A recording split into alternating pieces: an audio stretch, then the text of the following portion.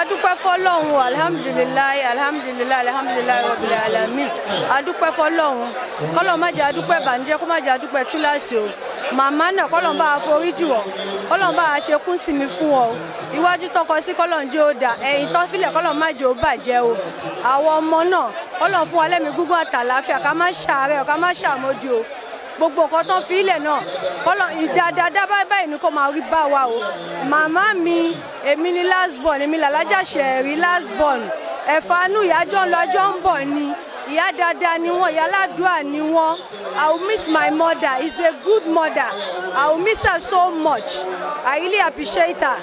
I wish her aljannah Fidau kule Allahu ahad Allahu samad lam yalid wa lam yulad wa lam yakul lahu kufuwan ahad. Thank you very much. I will miss her smile, I will miss her kindness, and àdúrà wọn mama ṣàdúrà fún mi. I will miss that. Salaam alaikum o. Ẹ káàsán o, ẹ kú ìnáwó èní o. Àwọn ọmọ olóòkú, àwa ọmọ olóòkú bẹ̀rẹ̀ lórí Alhaja Rafat Hakeem Adisa Tai Shehu Ṣẹ̀rí Ọlọ́run á dúró tì yín o Ọlọ́run tó wà lẹ́yìn kò ní padà o láti màmá wa Rafatu tó lọ yìí gbogbo àwọn aláàánú á tún dìde lọ́tún lósì gbogbo ọmọ ìpín náà máa ṣoríire bẹ́ẹ̀ ṣe fún Rafatu Ajoke Ọlọ́run o gbogbo àwọn ọmọ yín wá ṣe ìtọ́jú yẹn lọ fún yín ọlànà bí mọ̀mọ́ ọlálùkùrá níwájú Ọlọ́run àwa náà tí gbogbo wa dúró àtàwọn tán wá bí lẹ́yìn àtàwọn ẹbí olúkálùkù wọn máa délé láyọ̀ ó kọkàn ní sọmọ fáwa náà àwa náà dàgbà ọlànà bí mọ̀mọ́ ìlú Nàìjíríà yìí ó máa jọ dáa fún wa ni a máa rí nǹkan mú bẹ̀ lágbára Ọlọ́run gbogbo ẹni tó ti rí nǹkan mú kò ní jábọ́ èmi ìyá sàlá ni mò ń sọ̀rọ̀ Ọlọ́run á dúró tì yín àtúbọ̀tán yóò ní bàjẹ́ ẹ ṣe ń ṣe fónílé tẹ̀ ń ṣe fàlejò Ọlọ́run á máa rántí gbogbo àwọn ọmọ yín ní gbogbo ibikíbi tó bá wà ọ̀lànà bí mọ̀mọ́ ọ̀làwíbẹ̀ tẹ̀gbẹ́ fati. Ẹ káàsán orúkọ mi ni Alhaja Àpèkẹ́ Kíkẹ́lọmọ Bamgbola ìyàwó Honorable Hakeem Adisa Bamgbola tó jẹ́ ọmọ màmá nǹkan tí mo lè sọ nípa màmá pọ̀ o so àlè sọ tán bọ̀ a kò máa sọ díẹ̀ náà ni màmá jẹ́ màmá da púpọ̀ màmá kóyàn mọ́ra gan-an wọ́n kóyàn mọ́ra màmá dẹ̀ jẹ́yàn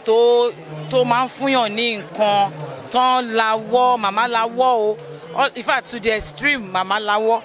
tí n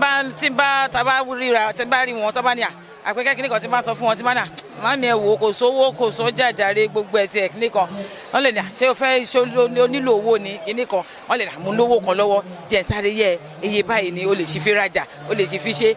má sọ fọ́kọ ẹ o ṣùgbọ́n mo lówó yẹ lọ́wọ́ màmá da púpọ̀ ó ta àwọn ọmọ mi gan màmá da màmá ò dẹ̀ kí n sọ pé tẹnìkan bá wò màmá kóyàn mọ́ra màmá kó gbogbo wa mọ́ra she was a very wonderful mother and a mother-in-law. Gẹ́gẹ́ bí ìyàwó àwọn ọmọ wo ni ẹ lè sọ ọ̀pọ̀ àwọn alẹ́kùn sí ẹ máa kú mí ọ̀sẹ̀ àwọn ọ̀gá. Àkọ́kọ́ mo máa miss mi rẹ ni owó tó máa yá mi owó tí màmá máa ń yá mi pé àpèkọ́ ya gbà má sọ fún wọn o má jẹ́ kó mọ̀ pé mo fún ẹ lówó o má jẹ́ tó mọ̀ o tí n bá dẹ̀ ti lò díẹ̀ náà tí n bá da padà tí n bá ní màmí àmọ́ ti lò tán ìgbà màmí àná ìgbà wo ni ṣe mú dání owó àjọ ni mi tí lò tí n bá fẹ́ lò má sọ fẹ́ má ṣe àsọ fọ́kọ ẹ o má ṣe máa miss yẹn lápá kan then again tá a bá ń ṣe ìnáwó kò sí bí ìnáwó yẹn ṣe lè kéré tó kò dẹ̀ sí bó ṣe lè pọ̀ gbogbo bẹ́ẹ̀ di àwọn ọmọ pátá ẹ wà ń lé ẹ̀sìn lé màmá máa wá bẹ́ẹ̀ dẹ̀ ń lọ mi ò sì rí nǹkan náà tó bá yà ti jọ́rọ̀ ọmọ abiamọ tòótọ́ ni o abiamọ ni kọ́lọ́n bá mi fọ̀run kẹ́ wọn iwájú tó dojúkọ kó má ṣòro, ẹ̀yìn tó fi sílẹ̀ kó má bàjẹ́, kọ́lọ́n bá mi fọ̀run kẹ́ wọn o. In fact èmi personally mo máa miss màmá gan gidi.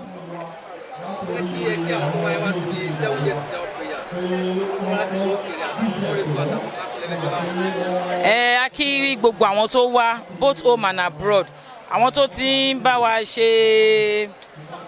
gbùrùkẹrẹ láti àjọ tí màmá ti kú la ti ń rí èrò. Ìfà èmi gan yìí sọ mo ní mi mọ bí tí gbogbo èrò yìí ti wá, àtijọ́ tí màmá ti kú báyìí láti jọ Monday láti ń rérò up till moment. Ìfẹ́ dẹ̀ ló ń jẹ́ bẹ́ẹ̀, ìfẹ́ ni. A dúpẹ́ lọ́wọ́ wọn, wọ́n ṣe o, wọ́n ṣe, wọ́n kú náwó, wọ́n kú kí lè máa pè náà, wọ́n kú dìde, wọ́n náwó, wọ́n nára, wọ́n ná gbogbo ẹ̀. Everybody tó bá wa ṣe, a dúpẹ́ gidi gan ni. On behalf of myself and my husband, Honorable Hakeem Adisa Bamgbola, we appreciate everybody. You are welcome. Thank you. Thanks for watching this video. Please don't forget to click on subscribe button. Kindly comment and share. We drop new videos daily. Thank you. God bless you.